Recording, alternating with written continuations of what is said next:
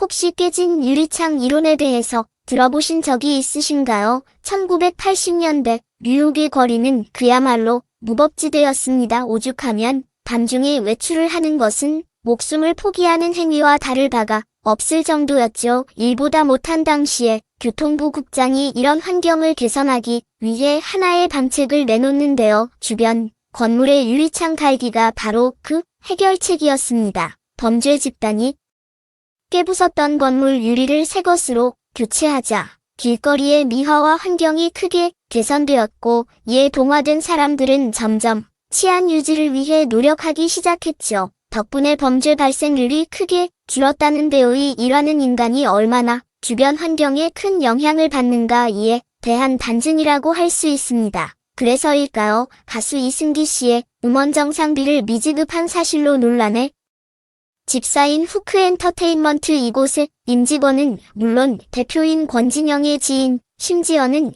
가수 이선희 씨의 가족까지도 이러한 아틀적인 행위에 동참해왔음이 확인되어 많은 이들에게 충격 보여주고 있습니다. 청정구역 2022년 12월 23일 오후 3시 디스패치에서는 후케의 또 다른 악행 중 하나인 후킹 행위에 대해 보도했습니다. 뒤에서 몰래 돈이나 금품을 빼돌리는 행위인 후킹. 알고 보니 그간 후크엔터테인먼트는 이승기를 비롯한 소속 연예인의 광고 비용을 빼돌려왔던 것인데요. 원래 연예인이 광고를 찍을 때 소속사는 광고 대행사에게 에이전시 수수료를 지급해야 합니다. 이승기 씨는 매번 광고를 촬영할 때마다 후카이엔터테인먼트를 통해 이 수수료를 직접 납부했는데요. 통상적으로 전체 광고료의 10%였다던 수수료. 하지만 이는 모두 거짓이었습니다. 사실 광고 대행사에서 요구한 금액은 7% 밖에 되지 않았다는데요.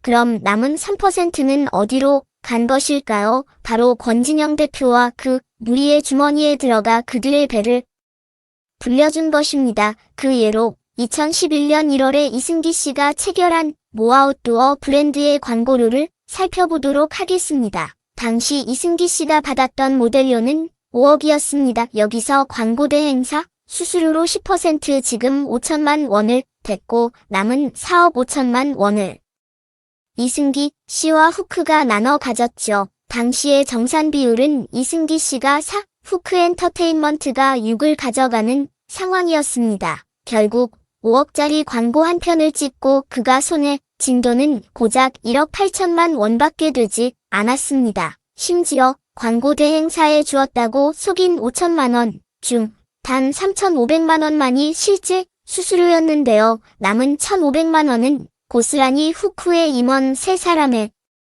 통장으로 입금되었습니다. 후크엔터테인먼트가 이 말도 안 되는 후킹 행위를 시작했던 것은 2010년 무려 12년이 넘는 기간 동안 그들은 수십억에 달하는 금액을 불법적으로 편취해 온 것이죠. 이 사기 행각의 소근이는 단지 이승기 씨뿐만이 아니었는데요. 후크 소속의 연예인이었던 배우 윤여정 씨, 이서진 씨, 그리고 박민영 씨 역시도 매 광고마다 3%의 눈먼 돈을 떼어왔던 것이 밝혀졌습니다. 게다가 이 사기 집단 내에는 우리가 상상하지도 못했던 이 역시 끼어 있었다고 하는데요. 그는 바로 가수 이선희 씨의 가족으로 알려진 FC입니다. FC는 이승기 씨의 광고료뿐 아니라 배우 이서진 씨의 광고 수수료까지 야금야금 떼어먹었죠. 이 놀라운 사실이 밝혀지자 네티즌들은 이승기의 스승이랍시고 10수년 동안 언론 플레이를 하더니 결과가 이거냐? 어떤 스승이 제자의 돈을 몰래 빼돌리느냐라며 분노를 감추지 못하고 있습니다. 참 이제야 이승기 사태에 대해 그간 이선희 씨가 아무런 말도 하지 못했던 이유를 알 것만 같네요.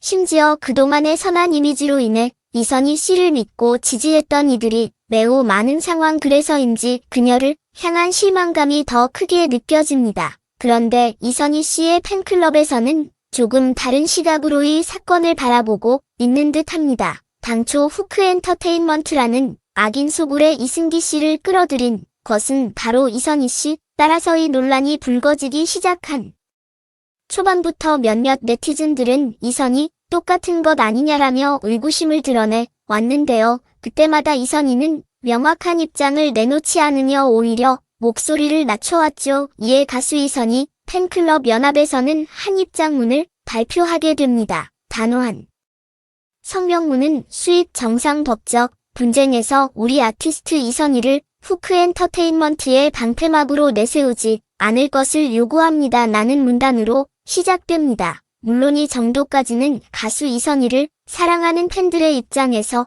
당당하게 요구할 수 있는 권리죠. 당연히 후크엔터테인먼트에서도 이선희 씨를 내세워 언론 플레이를 해서는 안 되는 일이고요. 하지만 그 다음 문단을 읽는 순간 총정구역은 도저히 실소를 감출 수 없었습니다. 3번 문항인 가수 이승기 데뷔 후 우리 아티스트와의 사실관계에 대하여 명확하게 밝힐 것을 요구합니다. 예는 부가적인 설명이 적혀 있었는데요. 스승과 제자라는 타이틀로 우리 아티스트의 입장이 매우 곤란해졌음을 가수 이승기가 방관하고 있는 점이 이해 불가입니다라는 대목이는 그야말로 사람에게 보따리까지 빼앗는 격이 아닌가요? 사태의 방관자라는 의혹에 덧붙여 이제는 후킹 범죄의 참여자였던 것이 만천하에 드러난 상황. 과연 이승기 씨가 이선희 씨에게 빌어야 할 잘못이 무엇인지 궁금한데요. 물론 성명문은 이선희 가족의 수수료,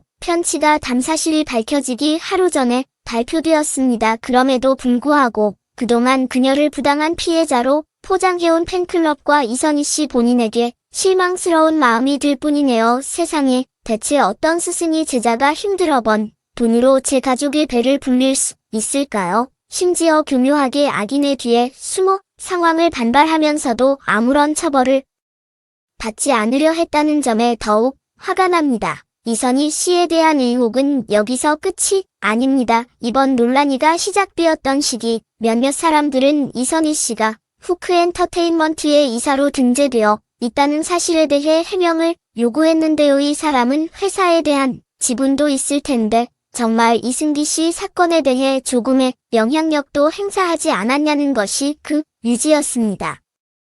후크엔터테인먼트 측에서 밝히길 이선희 씨는 단순히 예후 차원에서 임원 목록에 올라 있었던 것뿐 실제로 권리 행사한 적은 전혀 없다고 하는데요. 또한 회사 주식 지분 역시도 2021년까지는 권신용 대표가 100% 소유하고 있었다며 그저 루머일 뿐이라 일축했습니다. 실제로 지난 2021년 후크 엔터테인먼트는 26억에 달하는 주식을 이선희 씨에게 분배해 주었는데요. 그 덕분에 이선희 씨는 후크 소속 아티스트 중 가장 큰 회사 지분을 보유하게 되었죠. 그런데 과연 이 증여 이전까지는 이선희 씨가 회사 지분 중 단 1%도 가지고 있지 않았다는 말이 사실일까요? 한간에는 2021년 이전까지 이선희 씨가 자신의 자녀 명의로 회사 주식을 몰래 보유했던 게 아니냐는 소문까지도 떠돌고 있는데요. 만일 이선희 씨 본인이 그처럼